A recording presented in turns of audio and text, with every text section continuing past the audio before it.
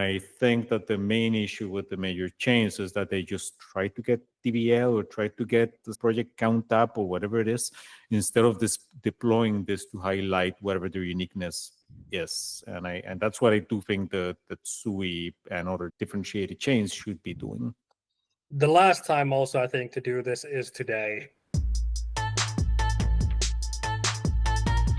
And we're live. Welcome back to the Spelunking podcast, the most... At the very least, those of you not hit by the Dan Larimer's apocalypse. Oh, right, yeah, that episode has not been published yet. So in our intent to be impressively incoherent, we recorded an episode about Dan Larimer's prediction that the world would end.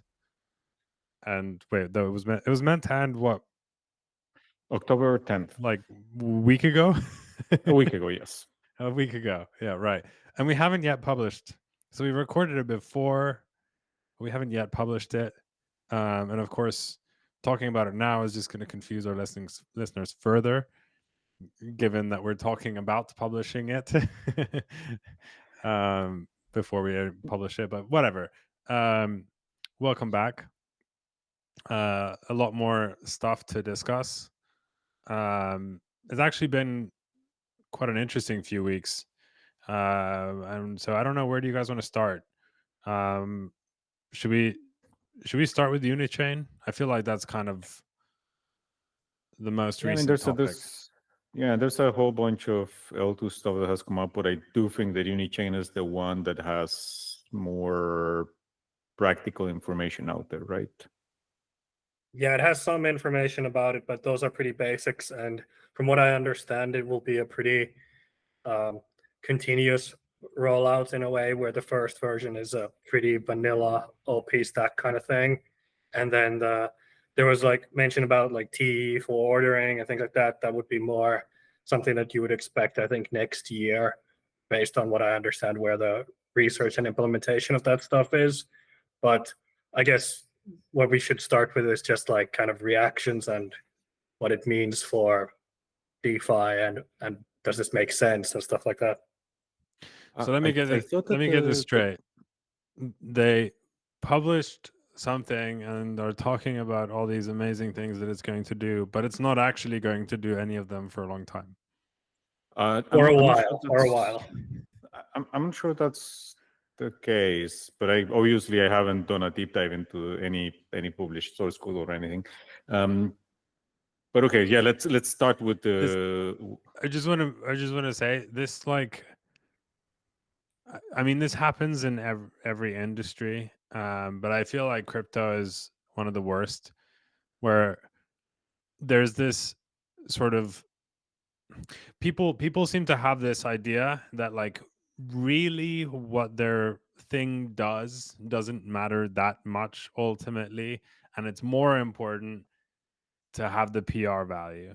Like there's a strange relationship with the technology and the PR value, where I feel like a lot of teams kind of overweight PR value, and maybe there's a like a practical reason. They've just learned experience, whatever, for that. But it does drive me a little bit crazy that there's always announcements about stuff, and then when you go and try to do it, like it does none of the things that they've announced. And it's like, okay, it's like such an American way of going about things. Let's not throw Unichain into that bucket just yet. But for what it's worth, I think I've referenced here a couple times the Eagle Capital's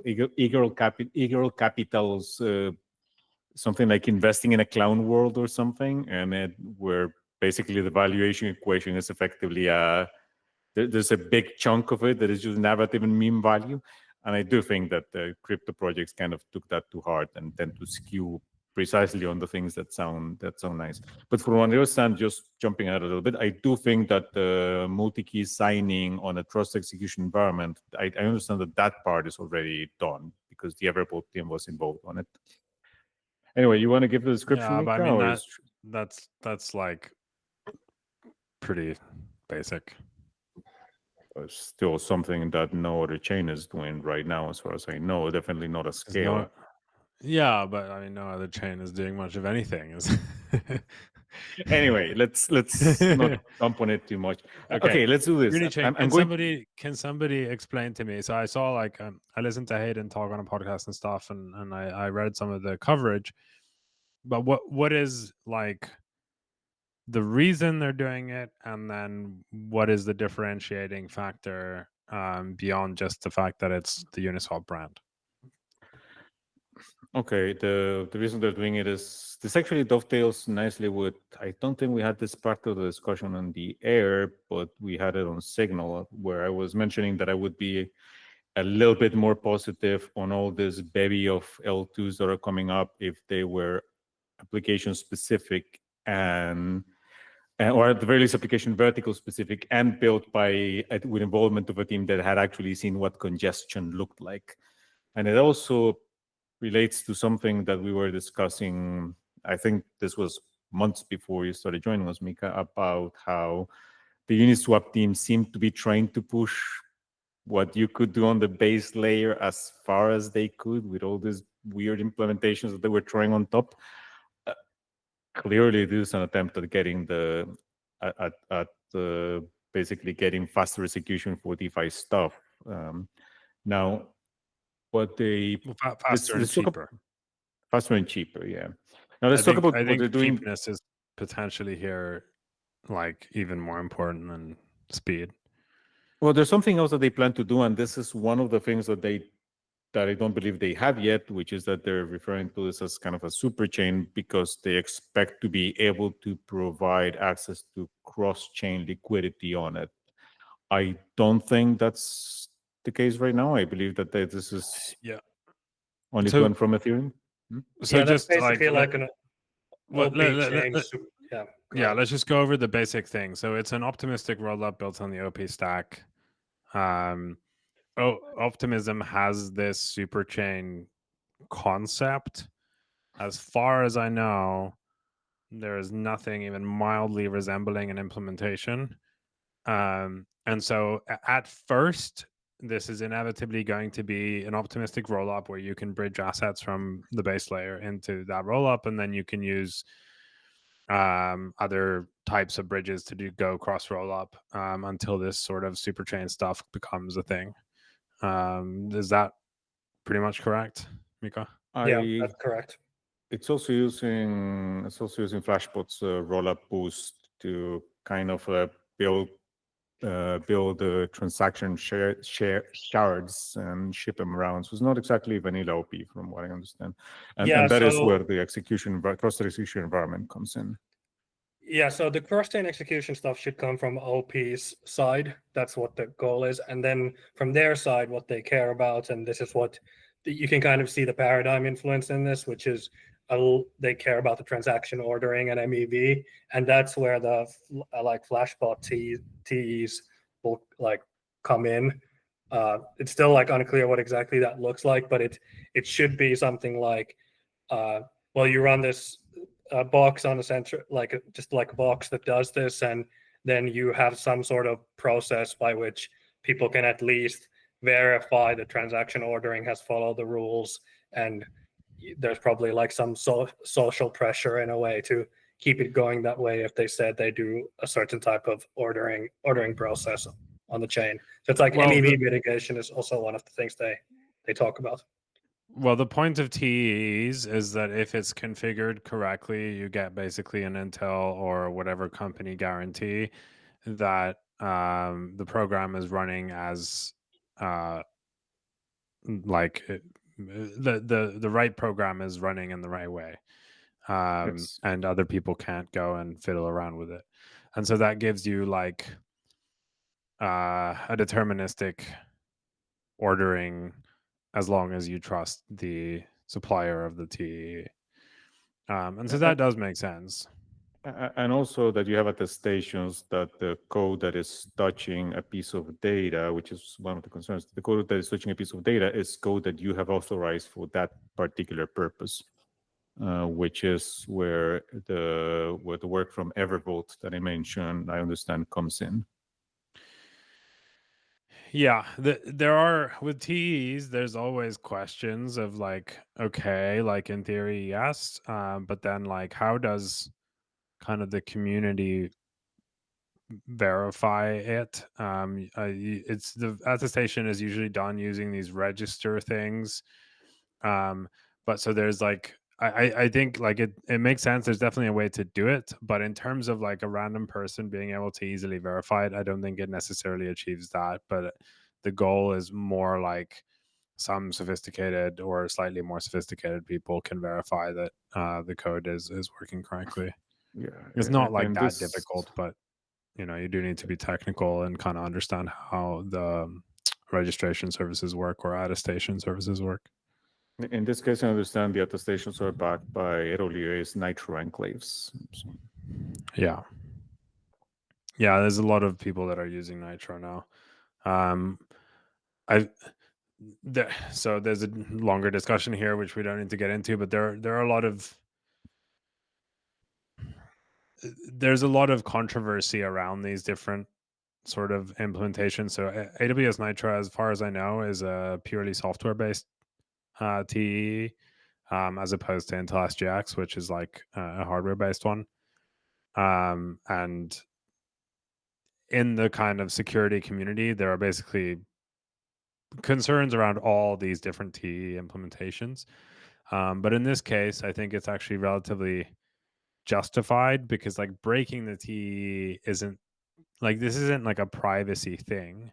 It's an ordering thing. And so like if there is a problem with the specific implementation, then you can like switch it out to something else or upgrade it or whatever.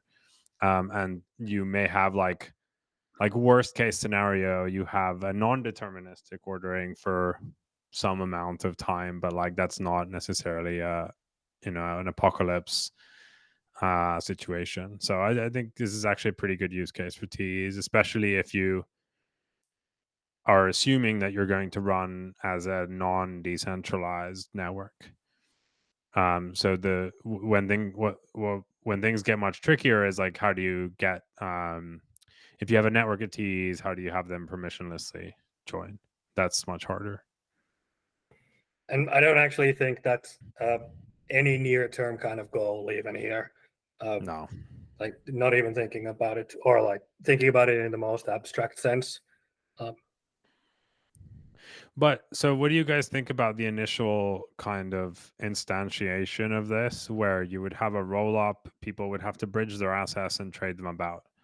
So I think there's like an interesting dynamic, which was like, at some point people were like, why would DEXs ever have their own, chain, because like all the assets are over here and then there's no assets. But actually, like, if you assume that there's a fairly large amount of volume that's just people trading back and forth and they're not actually doing anything, then it makes no difference to bridge to a place which is cheaper and faster to trade in, right? Like it makes perfect sense to have like some trading amount just live on a Uniswap chain where fees are lower and transactions are faster.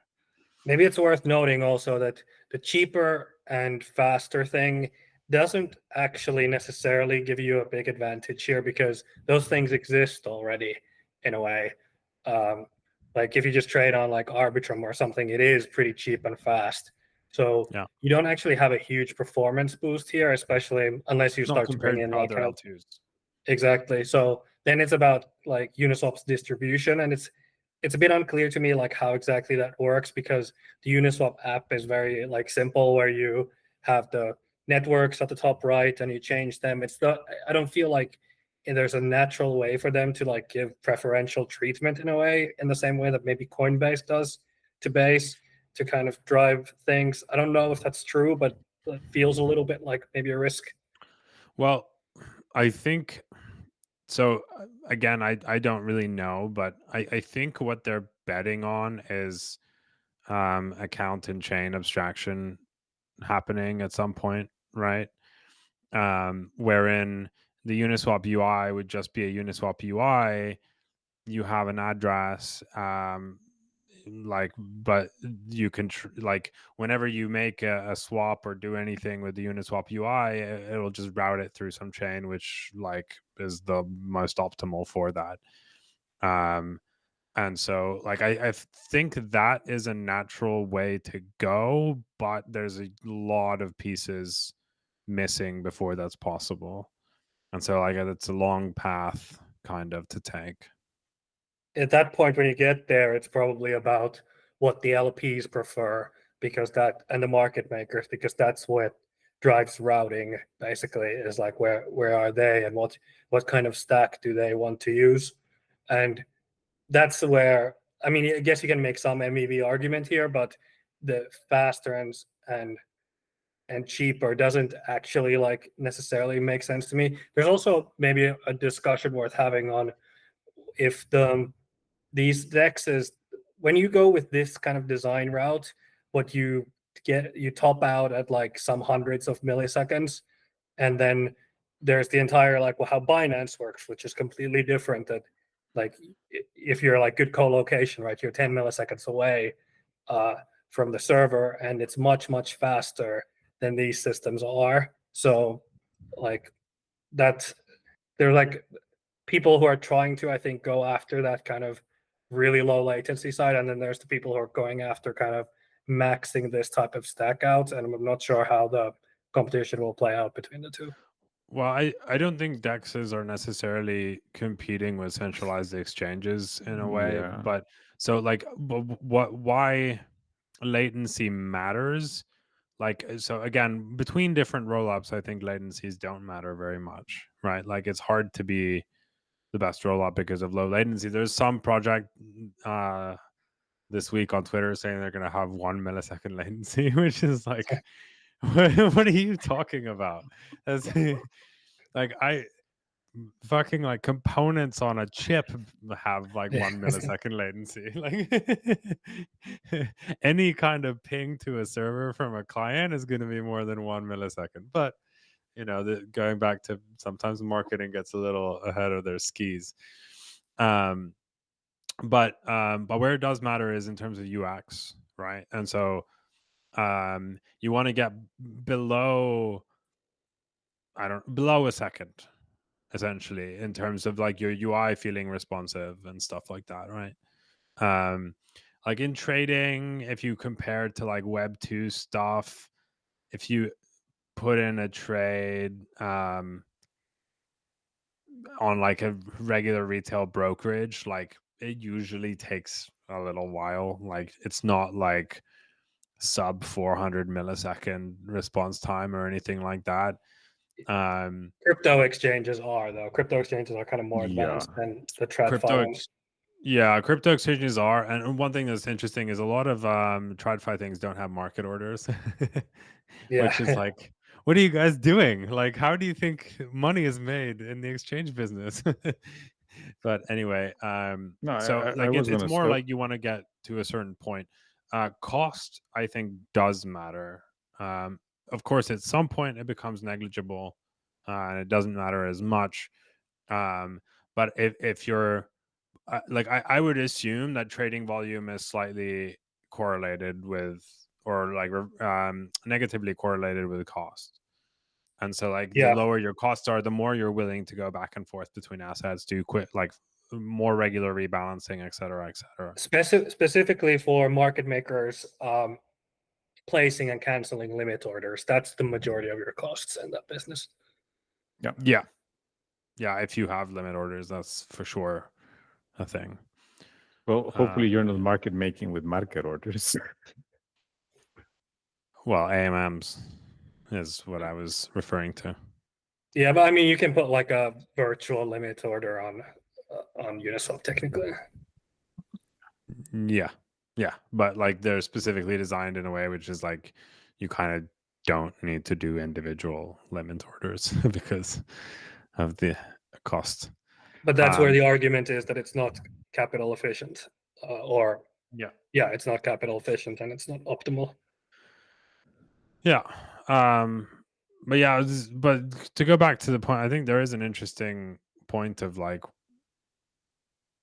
does Uniswap have enough like distribution to get stuff happening on this chain? And they kind of have to it's a developer game and an app game. They have to try to get all the big apps. They have to try to get the new ones to want to build on this. I don't think they necessarily do. New ones, yeah, they're I think they coding. need to just get trading volume on there. I don't think they need to get any developers.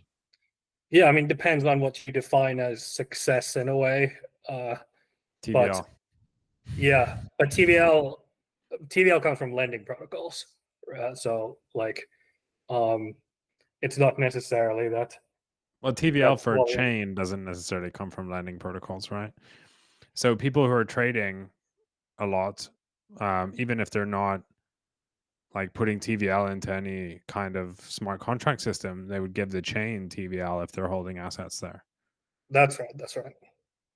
So, but like, so I mean, it's an interesting question of like, is there some reason why an application developer would want to build there? I guess if you need a Uniswap backend and you need it to be cheaper than mainnet, whatever, then you might.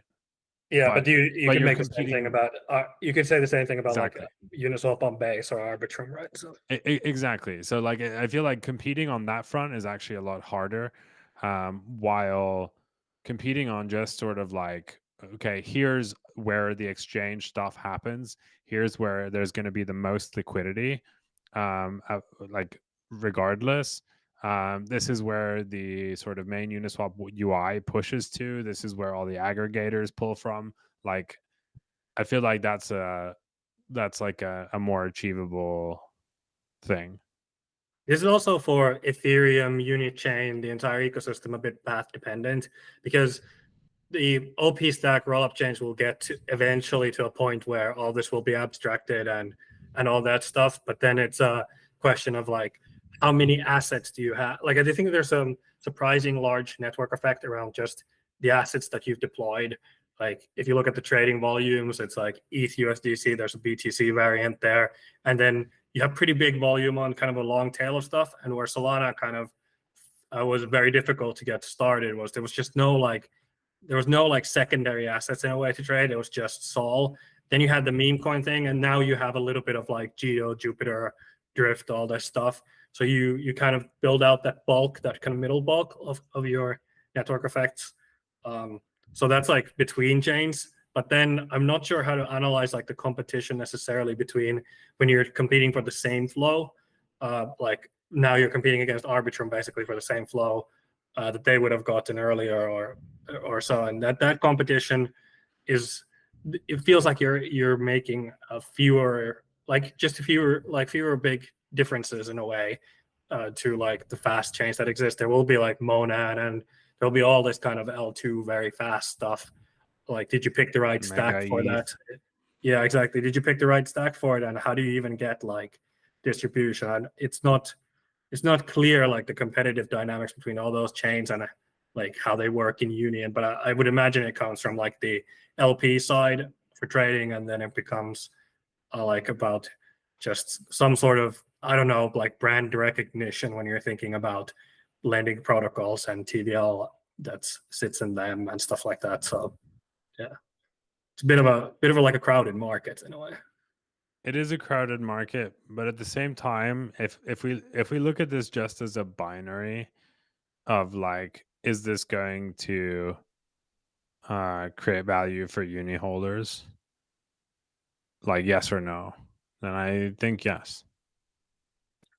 Is like there it any doesn't need value to be accrual base. to Uni right now? Because from what I recall, they had turned on fees that were going towards Uniswap Labs, but not distributed across Uni holders. So The front sequencer end fees has, will go to Uni from this chain. yeah. So this is in fact the real fee switch. I'm not annoyed that the Uniswap UI has fees that go to labs. And in fact, I would even argue that sequencer fees is a better value accrual way than trying to put fees into Uniswap smart contracts, because Uniswap smart contracts are just going to be forked immediately when you try to add fees. yeah, I that's agree. fair. This is like a very like a low value capture business by its kind of like normal setup. But like So I'm wondering if there is like an element here, which is just you work on this stuff for a long time. Eventually, you maybe run out a little bit of things that you're optimizing for on the kind of, it's an exchange, right? And you have like swapping rules, and there's like a limit to the complexity. And then you just kind of naturally start to think about what the next thing to do is. And then you can always come up with these like faster, cheaper sequencing rule kind of things. So you eventually end up on this idea. I think you can get there like in a bad way, which is like that you, like I guess we talked about in the last podcast, where you don't really succeed with the exchange and then you still go ahead, and maybe Uniswap is doing it in a good way. And ultimately, if they get like a lot of activity and TVL, it will have been a very, very positive thing for uni holders, for the entire future of the thing. So I guess you kind of have to go after that ambition in a way, but you are competing in, like, I think you're competing against Arbitrum and like kind of base and stuff like that here. But it really depends on like how large that market ultimately becomes, right? Like I think if you were to ask most VCs, they would say that the roll-up market is very, very competitive, and there's like almost too many projects trying to get in and whatever. And in some ways, right now, that's certainly true. But then if you just take the view that maybe the market size in general goes 100x from here, like I'm talking about the roll-up market, not crypto, and in general, like it, then you actually like these, if you have like a strong enough brand now and you enter the race now, you might just kind of be relevant in that future by default, because like you were just big enough already to kind of get enough mind share, and you maybe don't need to be that differentiated beyond that aspect. Like there's some differentiation, but I do feel like all like there's something to be said for the fact that every roll up is not really competing on anything technical. Ultimately, they're competing on community building. And so like I don't know, I feel like Uniswap will probably be able to do that. Like it's their starting point is like 100% of Ethereum users. Exactly. If you picked 100 names out of a hat and like wanted to order them on who would most likely be successful with this, it is like Uniswap is probably number one. But also just, I'm not entirely sure. You mentioned that you're a computing and developer and engineering, basically. I would agree that that's by and large true for the undifferentiated, we're trying to be Ethereum but faster L2s. I do think there's an opportunity for an application-specific or vertical-specific L2 to do things differently, just because they know that there's an expected type of activity happening on the chain. Do you mean run a different VM? That's where you could be disappointed with this, right? Because you could say that this is just a general platform again, like, you know, permissionless deployment. It's not an app chain. It doesn't actually, like, if you go into the weeds of it, it doesn't strictly optimize for like the trading use case, and that is a risk in some ways.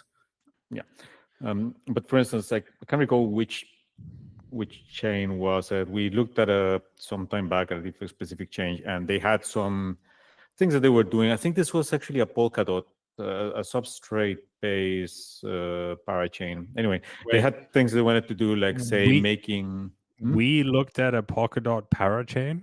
We discussed it briefly when we were talking about the Cosmos versus Polkadot. Maybe it wasn't even when we were recording. Might have been even before that. Anyway, one of the things that they were doing was that, from what I recall, something like the placement of limit orders was effectively free as long as there was space on the block.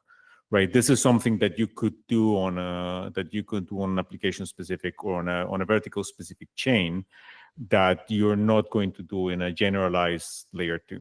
And this is something where they actually could compete harder against Texas in a way. So it is. This makes, in theory, this I think makes a lot of sense. And if you run this, I think, far enough, all this stuff, you'll eventually get to this point where, like, because it's so price, like the lower you can get it and the more you can you can enshrine this idea of like a limit order onto an L1 or L2, then you can optimize it further than something like this will, which makes you think that the 20-year thing from here is kind of that and not actually this.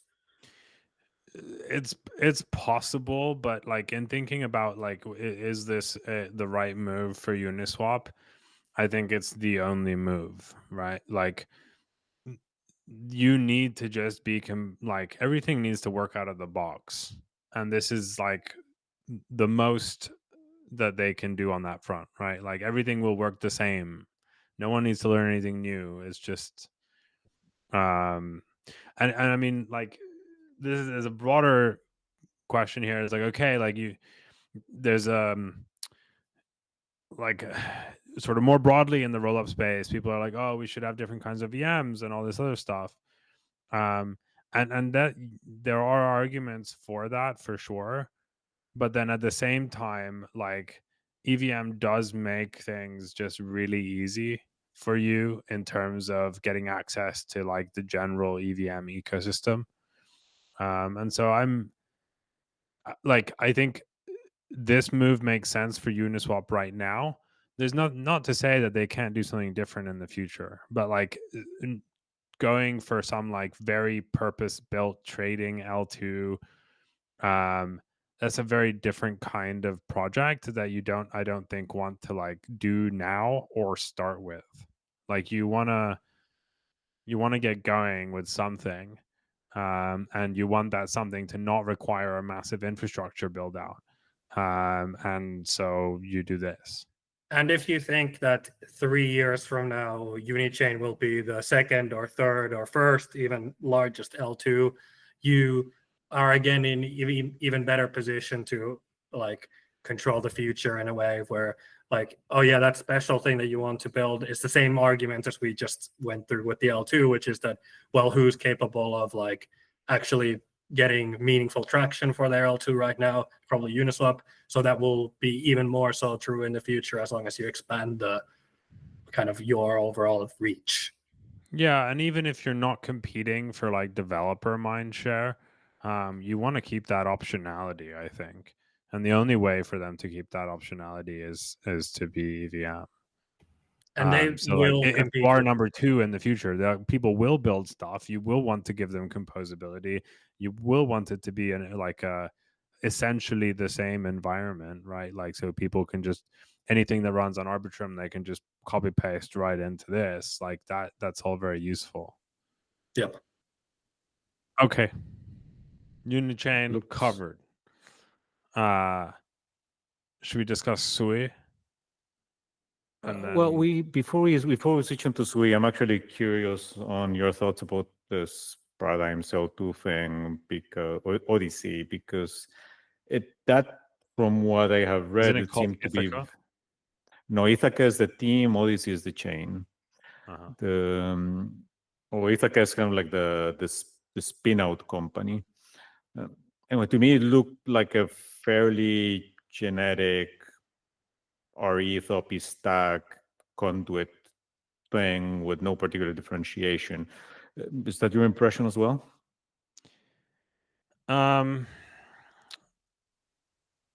Yes and no. So if you go to the Ithaca website, okay, so Odyssey is like I think it's also an optimistic stack L2. That's being so it's basically like spun out of Paradigm or something. There were a lot of funny memes regarding VCs are now investing in themselves. Yeah. But anyway, and as far as I can tell, the idea, so like Georgios, who's like one of the engineers at Paradigm, was like who I've been following for quite a long time. He was, I think, pretty instrumental in this and is now like doing this. And his whole thing was essentially that the like the ways in which we can deliver like genuinely Web 2 user experiences, we've already created them. They're just not all like deployed. And so the way that they seem to be pushing Odyssey is essentially that they're going to be front running EIPs. And so what I mean by that is they'll take stuff that is going to go into Ethereum in the future and implement it today. And I don't know how to exactly think of that. And they have this weird thing where they're going to reset the chain every now and then. So like, what the fuck is the point? But like, anyway, like, like you could maybe see it kind of like Kusama. Like Kusama was like this canary network for Polkadot. This is like, let's bring the feature set that's coming to Ethereum like to the market ahead of time, so that people can start thinking about these, like what the world will look like in the future. That doesn't say much about what their long-term game is, like what's the commercial opportunity, like et cetera, but that seems to be what they're doing now, and I think it's kind of cool. Like there's where was it?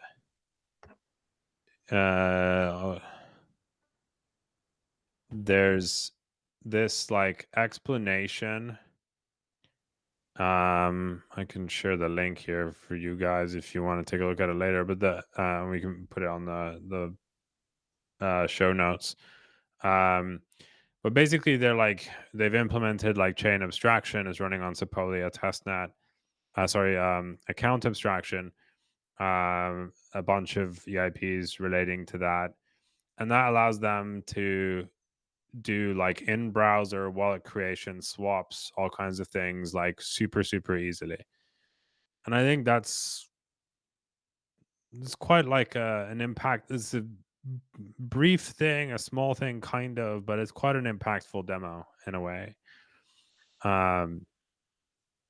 where you can just make the user experience be more like it's just an embed that does the whole thing. Like you don't need to really worry about stuff. You don't need to log in anywhere, etc. This So probably that seems to be goes what they're trying to do.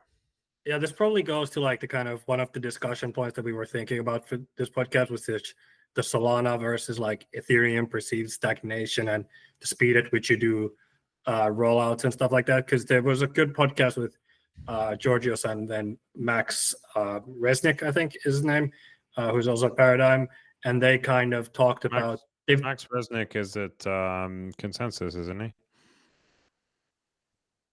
I'm not I'm sure pretty sure. about that. I don't think so. Yeah, okay. I may be getting the I was wrong chatting Max with here. So him. I was chatting with him like the other day. yeah, the Seems like Max. he's I might be yeah, someone else probably. okay. I'm mixing my Maxes up, but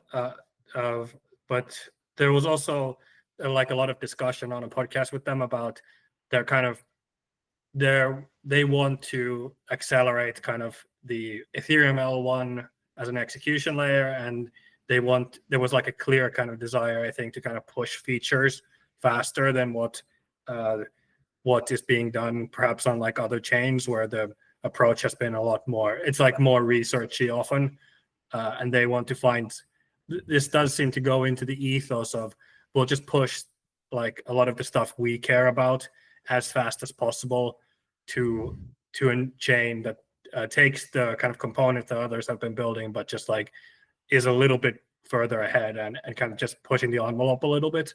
So that's kind of my reaction and how I place this with what I've read from them. But it's specifically like, at least the way they're communicating about it now, it's specifically the like plan to have these like phases after which they may reset the chain. So it's like, at least the current sort of what they've communicated is very much not like this is going to be the chain where you're going to be able to build your applications and they'll get access to all these new features first. It's more like almost like a pure test environment. And so it's much harder to put into like an existing box, I think, and probably their commercial plans when they become unveiled will, make it a bit clearer. I would assume this approach is like, let's get people to test these things on our like test chain, which gets developers kind of into the ecosystem, and then they give you like a final chain at some point which has a feature set that no one else has yet, and then like kind of gets those applications to come in. That feels kind of like what they're trying to do. Yeah. But a lot of Interesting L2s. approach, if nothing else. Yeah. One sort of tangential conversation I'm curious to have here is everyone's doing OP stack. Do you think OP stack has won? Well, Uniswap probably went through quite a long period, I would imagine, of evaluating these things together, like the foundation and labs. And my Who's guess gonna give is us that the most money? my guess is that the thinking is like starting to veer towards the business side, which is that base is OP stack. And if you have this future where you think it's going to be interoperable, like that's a very important factor already. And you kind of think that, okay, a couple of these even doubling down on the OP stack probably already puts the OP stack in a very, very, very strong position going forward versus anything else, just by the fact that everyone will sort of get the same upgrades, and then there's not that much in terms of like speed or whatever. There's not that much differentiation to be had if you're like sub-second anymore. So at that point, network effects kick in, and yeah, I think like if Base had chosen Arbitrum stack, my guess is there would have been a very, very strong chance of this Unichain being on Arbitrum.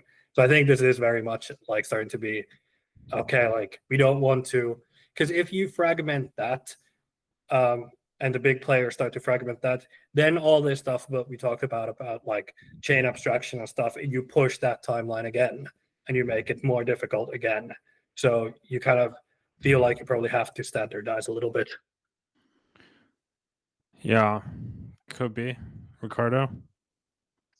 I mean, I don't think there's much to argue there. It's pretty much looking like the default option, and it's being picked by fairly large and very visible projects. So if Uniswap and Coinbase picking you is not winning, then I'm not entirely sure what that's going to look like. Yeah, I agree. Another thing from having chatted with the Optimism folks, that they're doing, which I think is smart. Like, I mean, most people are talking about doing this as well, but it makes a lot of sense. Is they're basically saying that, like, look, OP is like this one kind of implementation now, but like we want to let people do whatever they want on the OP stack. So it's going to have like ZK capabilities. We recently had the announcement of OP Succinct, which is basically just like the EVM running in SP1 as opposed to like Optimistic. So it's like a ZK rollup OP stack kind of thing. And they want to just like offer the full breadth of options. And if they do that successfully, then for sure, like it doesn't really make sense to now then start competing with that stack. The one thing that is like, so interoperability is certainly achievable. Like the simplest incarnation of it is simply that you have one smart contract on Ethereum that sort of handles the verification of all these chains, or like ingests the state diffs of all these chains. And that's where interoperability happens, so that you can, from one chain, update the state of another chain with some given operation. But I think that part, while it sort of intuitively is fairly simple, becomes more difficult if you have a lot of kind of different components in the stack. Like if the configuration of the stack can be completely different for each of the chains that are running it, then interoperability like becomes more complex again.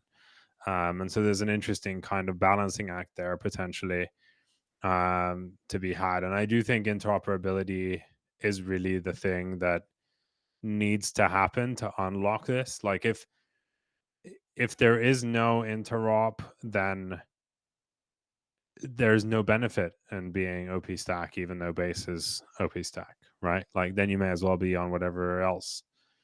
And so I think like in terms of the stack wars, yes, OP is very strong right now, and I think they'll be able to figure out interoperability.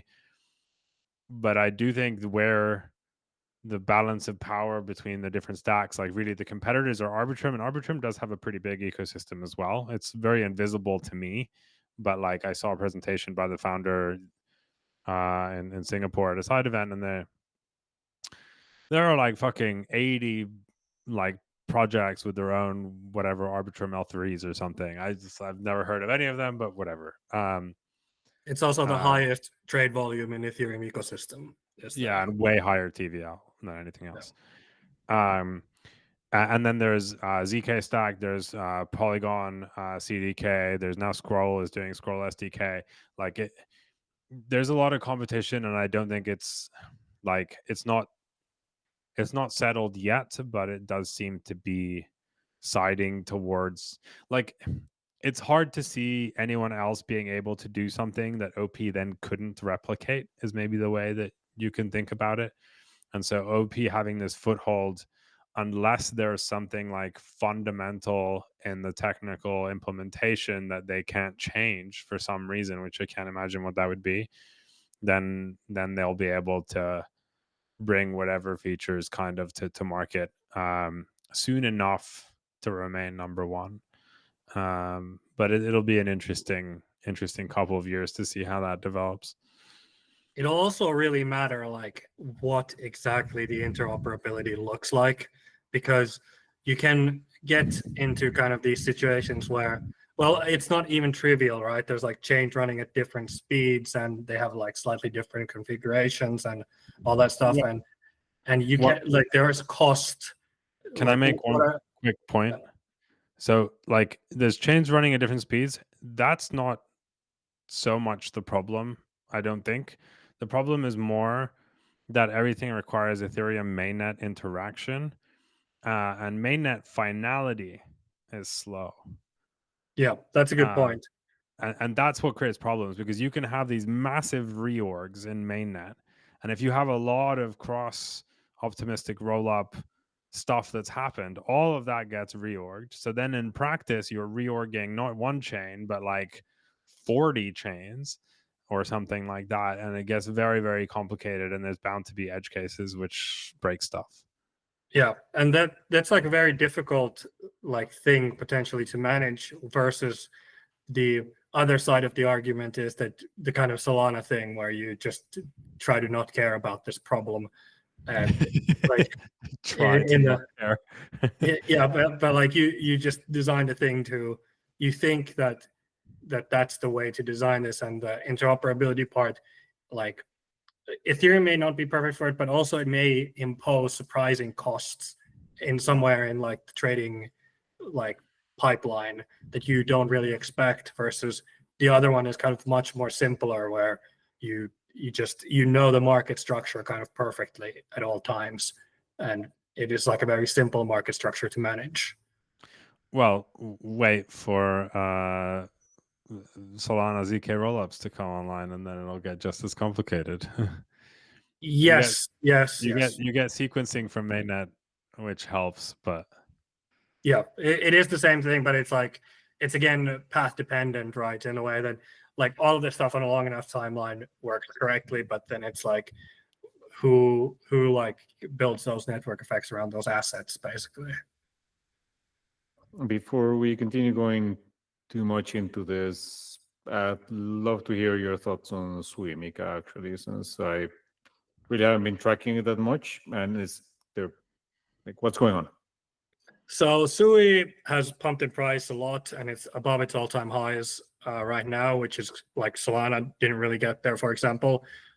So price action has been really good, and then there's like a controversy around some infrastructure partner selling into this RIP 400 million, and we don't know who that is.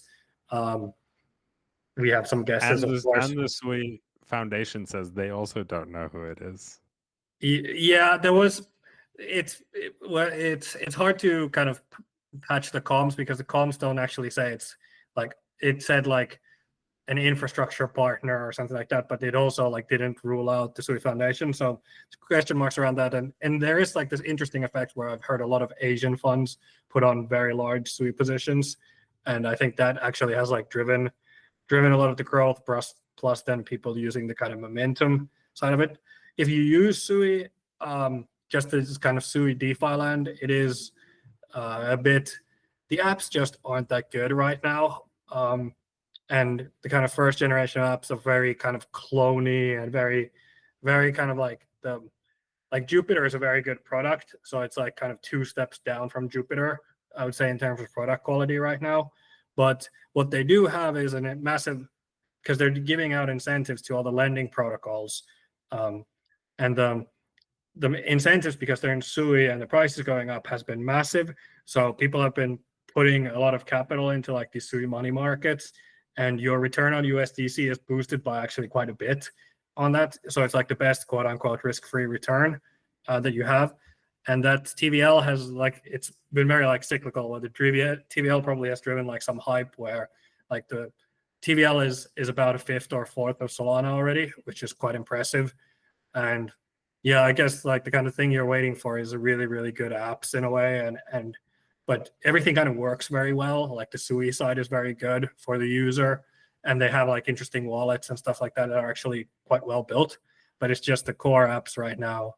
There's like nothing really there. So it's probably an interesting opportunity in terms of like kind of becoming the first Sui killer app in a way, because that doesn't exist. And finding that is like an interesting point. So basically, if like a Solana product team went to Sui, they would probably kill.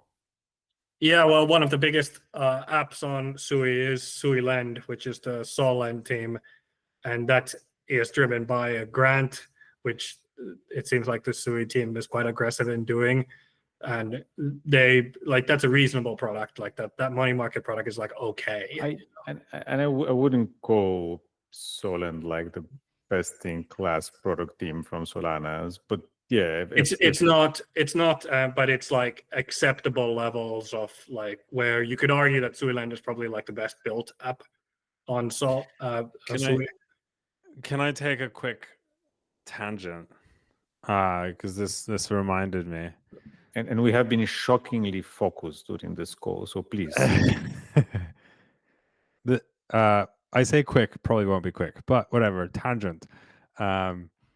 So I was having this discussion with a friend of mine earlier today about, can you build a large like ecosystem via mercenary means? And I mean that by like, can you actually purchase an ecosystem in some ways? And we know of many examples of L1s and stuff doing that. Like the stacks, the L2 stacks right now have been very aggressive with incentives. Like they're giving very large packages to apps that are coming onto their stack, and so on. But I think it's an actually genuinely interesting question. So I want to just give a little bit of context and then get your thoughts. In the traditional world, you do have companies who have outsourced almost all the development of something. They're maybe not that common, but they certainly exist. So like doing everything yourself or doing everything organically, I don't think you can historically say that is a prerequisite for success. And so in my mind, that must also to a degree be possible here. And so this, like, one way of framing this is like, you know, could someone like XRP remain relevant for 50 years? Or like, you know, Ripple? And if you can do this, there is at least a chance for that. So if you can deploy your war chest effectively into getting projects on your chain or developing the products you need to stay relevant, etc., that might actually be a viable strategy. The counter argument in my mind is kind of around like you just won't get the user buy-in from that. But I'm not sure user buy-in is necessarily tied to like apps per se. Like it can be, but it's not necessarily. So like like another way to frame it would be like, okay, you have a meme coin that's big. Can they become relevant? And I think the answer clearly is yes. They can just purchase all the tech that they need, and purchase all the apps that they need, and they already have this like ravenous user base that like is not there for that, but they will probably use that when you give it to them. And so yeah, that's kind of like maybe the basis of it. I'm really curious what you think, because I think it's a fairly I've never heard anyone else really express this, and so curious to hear. I thought we had discussed that approach a long time back when discussing Blockstack and their app mining thing, which was basically throwing incentives at people to code on the chain. So we have kind of like jumped around the topic.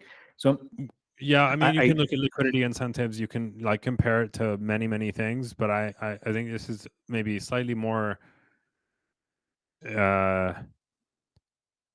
specific in some ways of like, can you actually completely outsource the building of a large blockchain ecosystem, which is different in some sense to just incentivizing stuff to happen organically.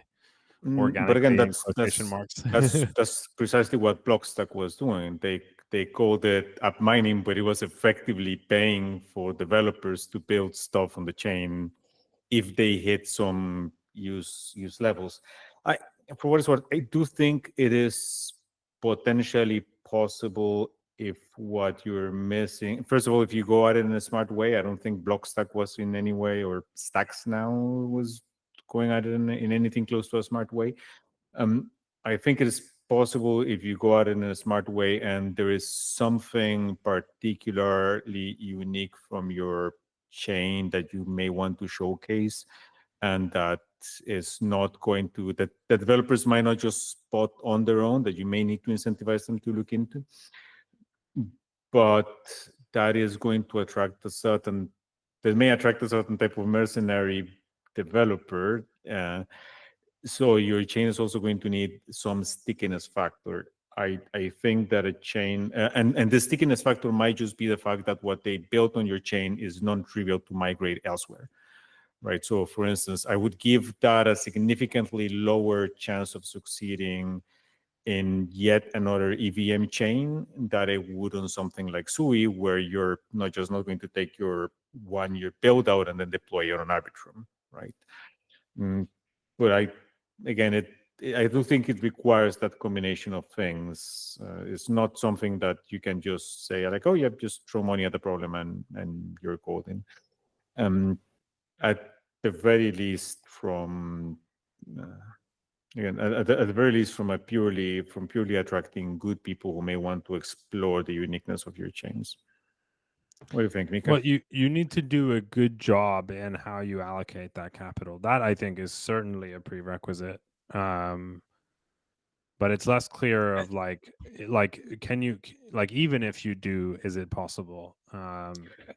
The thing is, even if you do a good job of allocating the capital to good teams to bring them to your chain and whatnot, if it is very easy for this team to migrate the code to somewhere else at the first sign of mercenary liquidity moving on, then you haven't really gotten that much stuff, right? Whereas if, for instance, there has to be some amount of mercenary liquidity right now in Sui, right? People who are deploying USDC there just because of the incentives that Mika was mentioning. If this percentage of mercenary liquidity moves elsewhere, the teams who built on Sui still have an incentive to try and make this stuff work, because they can't just chase that mercenary liquidity anywhere else, right? They need to continue building on your chain or just start from scratch in some other place. So it does provide that, it does have a little bit of developer stickiness going forward. I think that's a good point in terms of there are surprising ways where you may find a moat and you find like stickiness even among users. So a good example of this is like MetaMask is not the best wallet, but it is the most used Ethereum wallet still. And there's just like something with the fact that, okay, people have like a phantom wallets at the top of their browser or in their phone or whatever, and they're used to it. So they'll just like use Solana apps more often because of that. And they don't really think about like other stuff as such. They go on centralized exchange maybe to trade some tokens, but maybe they use DeFi. Maybe they like have a couple of favorite apps that they use and they don't really like think about it that much. So like there's interesting ways where you probably have more lock-in than you think, just like kind of based on like product quality or the app quality or things like that. So it's like, okay, if there's like a hot meme coin on Sui and you suddenly have 100,000 holders of that, that's 100,000 people who downloaded the wallet, you know, and maybe they'll look for something else on Sui as well. And it's they're looking at their browser and it's literally always at the top right corner. And it's like, oh, that's one of the things I now use. And you kind of get into it that way. Like it's a like maybe a bit of a lazy argument, but if you can just get to that point, then you probably are in a good position to start building like kind of network effects around other things. Like Solana really needed the meme coin thing to get a lot of people on Phantom, and that helps every Solana app like a lot. So so the answer to your kind of monologue is yes, I would say it's possible, but you need these surprising factors like Ricardo mentioned or the MetaMask example to kind of work in your way in sort of providing like a level of stickiness that is higher than what you'd expect. Yeah. So is the TLDR that we don't think you can purchase a large ecosystem? No, I think you can. I think you can, but it's not just, you can't just do it by having a large war chest. You need to deploy that large war chest to bring people into what makes your chain unique. The thing that people are going to have a hard time moving away from, the developers specifically are going to have a hard time moving away from.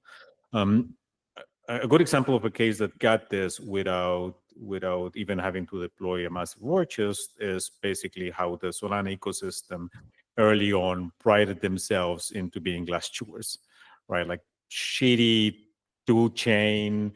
They had to do all this stuff and deal with all this other crap in the other chain was, but the fact that they had spent all this time building this knowledge in order to get something unique out of the chain that they couldn't get out of anywhere else, which was this extremely fast execution, drove a lot of stickiness to the ecosystem early on. And I think that the main issue with the major chains is that they just try to get DVL or try to get this project count up or whatever it is, instead of deploying this to highlight whatever their uniqueness is. And that's what I do think that Sui and other differentiated chains should be doing. The last time also I think to do this is today, where your valuation by itself kind of commands a certain amount of resources that you're able to have, and it's more difficult, I think, to come into the market with a new L1 or L2 that quite gets that sort of initial push to it that you're really able to. Like I wonder if there will, maybe this is a very dangerous sentence to say. Yeah, this is a very dangerous sentence to say because we're going from like 0 users to 1 billion. But there are always bigger actors who command a lot of credibility. Yeah, but I'm thinking like, is there a project today that can, let's say this is their path. They raise VC funding at like 20 million. They're an Ethereum L2 and they do all the yada yada stuff well, and they have some beautiful MEV stuff, and the chain works fast, it's cheap, whatever. They have all the toys. And they raise a VC round at 20 mil. The market has seen a lot of these, so maybe they're like, when they get into markets, the market recognizes that they're not a complete scam, but they're like, you have 100-something million like valuation. but you're Oh, not come on, really like, that differentiated. market- Can you actually The get to market like prefers complete scams. yeah, but can you? But I'm saying like you do it well, and like you don't get like lucky in a way, but you just kind of go through this kind of and all this OP stack stuff and whatever is like a year further along the day you launch, and then you kind of come into the market with like, hey, I have a really fast Ethereum L2. How do you like that? Like, is it possible for that kind of player to come? I get if BlackRock does it, like that's different, but like I'm just saying like a team of 6 dudes, grinding it out and really excited about optimizing some state root I- access stuff, like I think so. I think so. And I think the best example of that happening recently is Barachain. that's a good point actually, but Mm. that's also one that to be determined in some. But I'm saying like it's For also sure. For sure. Barachain was still like I'm saying are we like at the inflection point? Like Barachain is like at the near of the inflection point. There has to be like some inflection point here where it doesn't work anymore. But if you let's do an analogy and use celebrities, because I don't know. This may make sense, it may not. But in the age of the internet, the market for celebrity is bigger, but we're still getting new celebrities. And I think the same dynamics apply, right? Like you can always get big with something. Like it's just like, do you hit on the right meme kind of thing, or something else? But like this is why Barachain I think is a good example, because I'm not sure. Like in a year's time, in 2 years' time, 6 guys in a garage, I think they can do that. But I think it probably isn't a technical first solution. It's like something that engages the community first, and then the technical solution follows, something like that. It could even be something as simple My as colleague Haslin would love that I'm saying this, because he thinks the future of crypto is just meme coins. it could be something as simple as you had the right stack and you were the one who was brave enough to do an ICO with Americans in it, and you did a low val, everyone got very rich, the Americans too, but you get sued when you're in the multi-billion market cap area, so you kind of are able to navigate that. Like it could be something even as odd as that. You mean do an EOS, as it's known? Yes. Yeah. I mean, if your calculus is that the SEC payment or the fine is going to be like 40 million, then Exactly. it's just a question of how much can you make. But anyway, I think it's an interesting thing to to think about, because I do think there's like something more generally happening in the industry. So like I'm kind of joking, but like my colleague Haslin does genuinely think that like a lot, like things are moving from, as the audience is no longer primarily like weird internet nerds, so also the kind of pathway to being big is changing, because like how do you capture this new audience? It's not the same anymore as it kind of used to be. So you have like the early development of blockchain stuff, which appealed to people for technical or political or economic reasons, but this like broader audience kind of doesn't give a shit about any of that. So, and this is at least as I understand it, kind of like the argument. I don't necessarily agree, but then again, I'm fit firmly in the nerdy, weird internet person bucket. And so, if that's the case, like, does the way that things get built kind of flip on its head completely, where you almost assume that the starting point is non-technical? You're not like, something like Unichain, like you wouldn't even bother saying, like, who gives a shit about TEEs? These things don't matter. Like that's all kind of like old generation. Like we're trying to appeal to a certain kind of investor or operator. We're trying to do something like practical, and then potentially like, and maybe this, like, I'm not saying these are mutually exclusive. Maybe the future is not binary, as it's obviously not. But maybe there's much more of this where it's more like celebrity. It's more like Kim Kardashian gets big and then starts doing stuff. It's more like Mr. Beast gets big and then starts doing stuff. And then how that stuff actually is done is less a question of like, do you have like organic, developers, like kind of like the whole fact that we measure the probability of success for chains based on their developers is like telling of this sort of, in this context, old school thinking, as opposed to like engaged users who may not actually be developing anything but who are like that chain's audience. And so yeah, I don't know, I can I'm see confused that because happening. you seem to be describing the 2017, 2018 ICOs of like Ocean and whatnot, first raising a bunch of money and then saying they're going to do something. So that if that's the pattern that you're advocating for, we have already seen it. No, I'm not talking about raising money. I'm talking about a chain ecosystem going into the billions before they've even done anything. I think like we've also seen this like kind of with the But you haven't done NFTs. anything. Then Like you you sell an haven't. NFT and then you start thinking of like, oh, should we have a game? Should we have, X, Y, and Z? Maybe something like Um, Abstract Chain from Pudgy Penguins is like a good example of this type of thinking, Yeah. where Building on it's a ZK bit, Stack, by the way. yeah, ZK but it's a bit Stack. unclear to me, like when you're specifically talking about launching chains or L2s, if that like kind of like it can happen at the application level, right? Where like I don't know, there's some meme coin activity that like captures the audience in that way, and you create these new ones, and it's kind of like this continual cycle of distribution. For the like the chain specifically, I would imagine that's not actually the case after some point, because like it happens on the chains, that it's not the chain itself.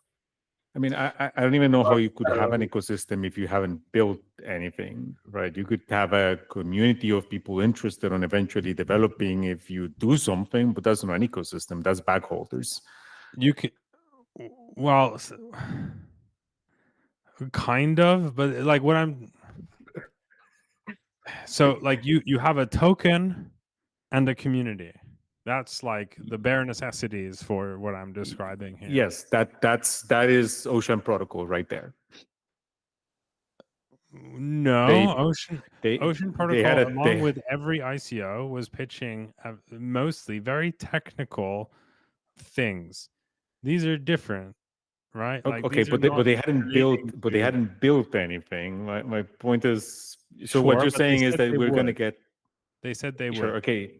So And what here maybe you're the saying is difference that is we're going to get even a hand wavier version of that when there isn't even a promise of what they're going to build. There's just a meme coin that eventually may turn into a project. well, we already have that, right? Like we already have meme coins that are larger than most real projects, right? Sure. And so it's like it's like if you sort of extrapolate this out, and these like I think again, I think the NFT stuff had a lot of this stuff tried out for the first time. You put out a picture as a token, people get very excited, and then those projects start to do other things, basically like offering services to their audience. Those can be chains or L2s, or they can be fucking events. Like in the real world, they can be all kinds of things. And I think that was happening on like a kind of small scale, and you can imagine that would happen on a much larger scale, right? Like if you had a meme coin that had the right structure, and like you probably need some kind of like governance structure, or you need a very like good team that's doing most of it or whatever. But you can imagine that some of these projects would have like billions in resources to put into use. I think one of the problems with this thesis, if we really get down into it, is that like most meme coins kind of rely on the fact that there is no team almost, and there's no funding, and there's no way of getting funding. And so like you run into this problem that, for example, IOTA ran into back in the day, where like the core team basically didn't get, like they just launched it, like they didn't fund themselves, And so then they needed to go like begging the community to get some money for the foundation treasury, and they got like 10 million. And so you run into these kinds of problems, but like there's probably ways of working around those types of problems as well. So like it's more like, again, is it like Mr. Beast where you become huge and then you start doing all kinds of businesses that you like deliver to your audience? Or is it this like we build things for a specific purpose, like we see a crack in the market? And I think probably it ends up not being one or the other, but being a little bit of both. But I think it's an interesting side that's like developing. Like it hasn't been fully described as a dynamic. Pudgy penguins could be like a very good example of this, where Yeah. like even the history Oh, yeah. of the thing is where Luca just like bought it for whatever dollar amount and then just started doing stuff, and they like follow them on TikTok, they have all videos with like 100,000 likes on them, and like then you just build stuff and you kind of see from the rest of the market where some semblance of product market fit is, so you start building that, and then you build the next thing, and if you do that well, like distribution, it's the kind of like we were having the Unichain discussions and everything, like tech doesn't matter, what matters is distribution, because you'll probably be able to put the tech together from all the stuff. So I think that That's like the how point. many times that You how many start with times distribution. how many times that happens and for what specific cases is like a discussion, but I'd imagine that if you have this like kind of fully on-chain world, you'll basically have some success stories like this happening all the time, like every single moment. It's like Iggy Azalea's mother token on Solana is worth 100 something 30 mil or whatever. You just have a billion variations of that with like various levels of substance and various levels of commitment and stuff, but the distribution matters. So by definition, you'll get in these situations where people have distribution, so they're able to build a thing. Even like the Pudgy Penguins one doesn't really work because they built the distribution kind of starting from crypto within in some ways. But if like you could imagine, instead of Pudgy Penguins that have been like the Marvel Cinematic Universe or whatever, like that variation of this can happen quite easily. Well, wasn't that kind of like what was it Stoner Cat's approach to things? Yeah, it was targeting crypto NFT people, but they were coming at it from the I'm a celebrity that and recognize distribution side of things. And actually, we are a group of celebrities, including like, hey, we have Vitalik over here. So, Yeah, I mean, and this is kind of like, I don't think this is negative, by the way, and I also don't think the ICO age was negative. I think we should still have ICOs. I think everything would be much better if we had ICOs. However, they just immediately become a regulatory target. Like it's too compelling for shady actors to do it. And retail does not know enough to be able to avoid them, and so that it creates a sticky situation. But broadly speaking, like I would like every single major project, like I would like to have been able to invest in those things early, obviously, without having privileged access. I'm all for that. I do think that and this might just be my lack of faith in humanity overall, but what I do think that cases like the Pudgy Penguins are likely to be rare. And let's leave the word ecosystem aside, but the case where you actually raise based on a meme of some sort, and then you actually start delivering value later, is because I just think that for the majority of people who end up raising based on a meme, they're likely to be opportunistic and are never going to even do the second part, even if they could, even if they had large enough community. So I do suspect that we're not going to see a massive number of those, but I will be happy if I end up being wrong. I mean, I think the pendulum does swing back as well. Like there is this element of like, if we want to do real things, then we we need funding. If regulation prevents us from getting funding with ICOs, then like people go to VCs. This isn't like something that I don't think most of the teams building decentralized things like want to do private rounds. What's the point of that? But it's just how it is. And meme coins typically like, like there's just someone launches it from somewhere because it's zero. Like you can like Sybil attack the system kind of in a way, right? You can adopt a meme coin as your own by purchasing 50% of the supply when it's launched, like, and then it's not, you didn't launch it. But I think we need both, and ultimately, if those things happen, right, then infrastructure layers end up benefiting anyway, because they need their infrastructure. It's just how and where the infrastructure layers capture value that's maybe a little bit less clear, especially if all these like popular meme coin projects start moving onto their own chains, then like I think that changes the market dynamics quite a bit. But anyway, let's go to our last topic, terminal of truth or whatever it was. I saw terminal truth AI. I've seen it on Twitter. Mark Andreessen gifted 50,000 to it. I don't know anything else about it. What the fuck is it? What's going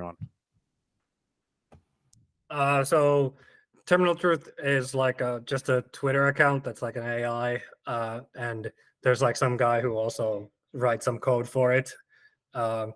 And what happened that's relevant to the market is that it's kind of started adopting a meme coin GOAT on Solana as its kind of own. It kind of got a part of the supply by like donations and stuff like that very early on. And I think at about 500 mil, that AI becomes a millionaire, and then has the resources to do something else. So this is the perfect AI X crypto play because it has, in some sense, no substance to it.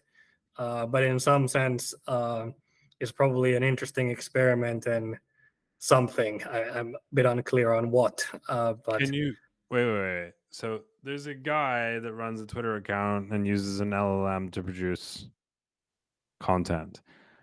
How has this AI adopted GOAT? so I'm not sure what like the precise inputs are, but it kind of just started. It has like the AI kind of has its own philosophy on the world, which is kind of and very very out there takes in a way. And then it basically just like tweeted out that it's now excited about this kind of GOAT meme coin. And then kind of just going from there. There's no structure to this thing. You can't ask me questions that make sense. You just have to see where the AI kind of decides to go and what sort of financial powers we're about to give it. But the Okay, AI but isn't how- getting financial powers. The developer behind the AI is getting financial powers. Okay, but I think how the is AI the is like kind of independent. I think it was more a situation where the guy launched it and just I'm not unsure on the details, but like wait, the but AI is how working independently. how is the execution actually happening? Is some dude entering trades based on what the LLM spits out, or is there an actual bot doing trades at random times of the day? No. So the people gifted like It's a this Twitter the bot. LLM created a Solana address. People gifted it some gold, then started pumping it. LLM didn't create shit. Yeah, to yeah. be clear. The LLM didn't LLM actually create can't anything. use It a adopted. CLI. This Okay, is exactly the thing we just talked about, which is you get a portion of the supply and you adopt it as your own. This AI kind of adopted this Solana. It has like a Solana address, so it in theory has resources to do stuff now.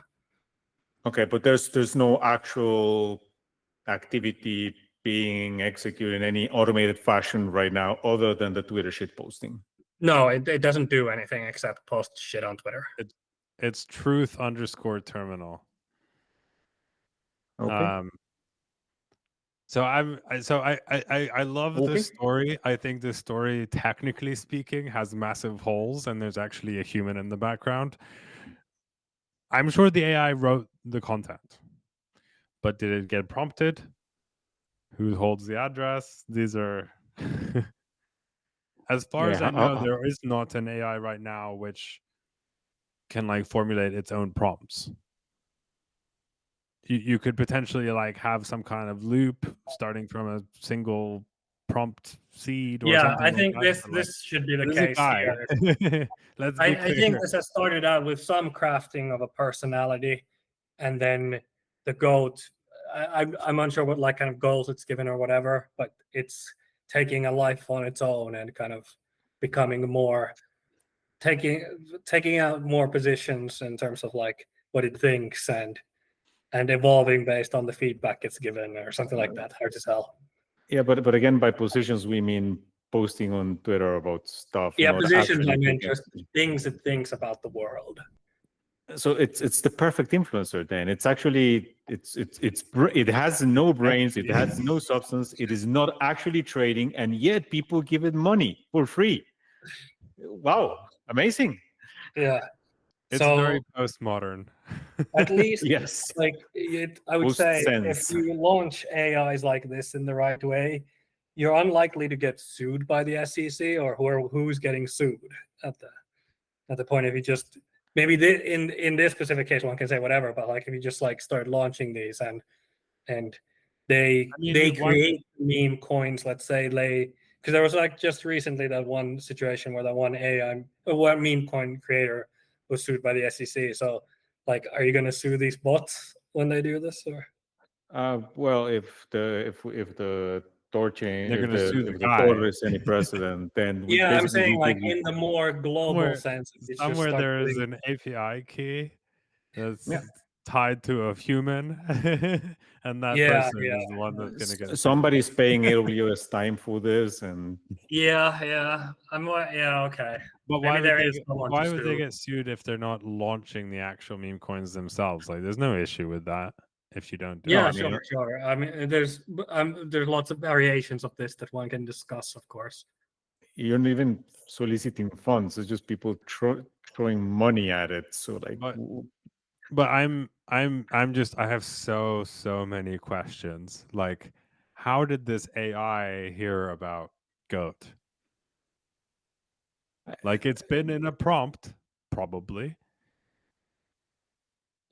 it quite I guess you frankly, can give like a more broad prompt that would lead to such an outcome as well. Yeah, I mean, Yeah. like you can prompt an AI with all recent news and price data. Like, well, maybe not all, depends on the amount of data. There's a limit, but like, like, okay, so I'll be a little bit skeptical here. If you just use ChatGPT, right? Like you have rate limits, you're pretty constrained in terms of your context window. You like can't give it an infinite amount of data to parse to generate each thing. So for example, even taking like all of its tweets and giving those back in as a prompt is probably difficult. This not 100% sure where the lines are, but that sort of thing. So given that like it can't be receiving huge amounts of data, which it's parsing and generating kind of something that semi looks randomized, you would assume that someone is prompting it with relatively specific things. It might be something clever that they can loop in some way with like an added variable, but you do need to give them something like an LLM doesn't start randomly talking about goat unless it's been prompted to talk about goat. You know? I would also assume that there's some amount of filtering going on because chances is going to spew out a whole bunch of nonsense or stuff that is not, catchy, and then you just discard those spew as out well. a lot of nonsense. I wouldn't say when you look at the tweet thread of this guy that it's the exact definition of being precise and having a structured way of thinking. Yeah. On the other hand, you could probably ask ChatGPT because it can search to be like find a meme coin that you like and explain why. Honestly, ChatGPT specifically probably wouldn't do that because safeguards and whatever. But like maybe you could get Llama to do that, like something like that. But I still I think I would assume more specific human prompting than probably people are assuming. But it makes a great story. Yeah, and I wonder if this is the beginning of something in a way where this kind of behavior gets much more like something like Truth Terminal or its kind of sixth variation becomes a worldwide celebrity and has $1 billion market cap. Well, did you ever see Hustle GPT? No, I don't think It was so. one of the, I think it was GPT-3. Like a guy instructed GPT that it has, whatever, $200, like build whatever business you want, like try to get to some larger amount. And then it was tweeting out this stuff and it got a lot of support, and like eventually it kind of died out, and it was the early days of kind of GPT stuff, so it didn't get that much popularity, but it had a lot of similar elements where like this guy was basically just religiously executing what the LLM told it to do, and then it would come up with some kind of product, and then people would actually buy it because people were excited about Hustle GPT. So yeah, I think that's definitely gonna start happening. I wonder what like shape it ends up taking. That I'm not so sure about. Like I think this like AIs as celebrities I think it's a little bit tricky.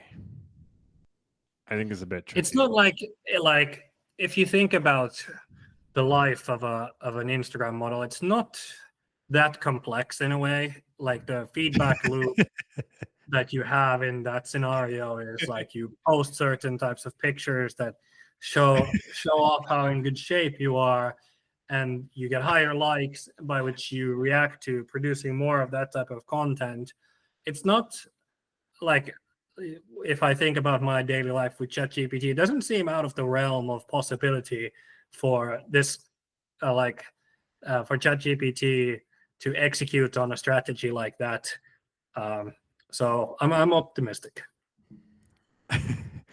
You seem to always have the spiciest takes right at the end. It's either games need to be, more Ponzi's, or Instagram model lives are not that complicated. Complex. Yeah. Well, I mean, I was just talking about like the feedback loop of becoming more famous and kind of learning and reacting to the inputs. And in this case, I think like an LLM could manage such a task. Yeah, I agree. I think the question is, how do you, because they need to somehow extend the context window. Because if you use ChatGPT or Claude or whatever, like, I don't know, after 50 messages, it forgets what you've talked about. And there's a limit to like how much you can prompt the history back into it. And so I think that, like, I agree, but I think that requires continuity in some way. And I'm not 100% sure how you achieve that. But it does seem like this guy, whoever Terminal of Truths, has done it in some way. Although it could just be it hasn't been going for long enough yet. And just based on the quality of content here, even if it did veer with like a small context window into directions that that aren't that sophisticated, you couldn't really tell. How are you going to know if this thing is taking in a big amount of data or not? Like it doesn't really seem like it needs to continue on the current path.